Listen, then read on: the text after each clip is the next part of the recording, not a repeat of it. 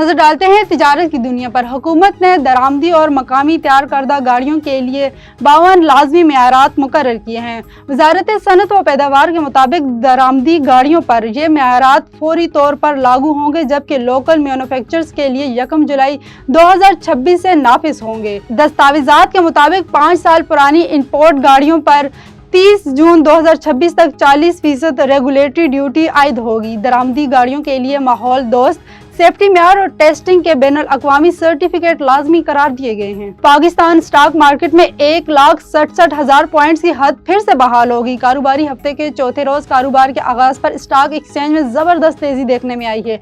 800 से ज्यादा पॉइंट्स के इजाफे के साथ पाकिस्तान स्टॉक मार्केट में 100 इंडेक्स 1,67,504 पॉइंट्स की सतह पर पहुंच गया है। गवर्नर सिंध कामरान टिसोरी ने कहा है कि चीनी कंपनियों को पाकिस्तान में सरमायाकारी की दावत दी है। गवर्नर सिंध कामरान टिसोरी ने मीडिया से गुफ्तगू करते हुए कहा कि चीन के साथ हर सेक्टर में तावन के ख्वाह हैं। पाकिस्तान सरमायाकारी चीनी कंपनियों के साथ काम करने के लिए तैयार है। चीन के साथ मिलकर तरक्की की राह पर गामजन होंगे। कामरान टिसोरी ने कहा है कि चीन ने हर मुश्किल वक्त में पाकिस्तान का साथ दिया। चीनी सरमायाकार पाकिस्तान में मॉडल इंडस्ट्री जोन्स बनाने के ख्वाह हैं। चीन के तावन से सनती तरक्की के लिए पुरअज़्म हैं।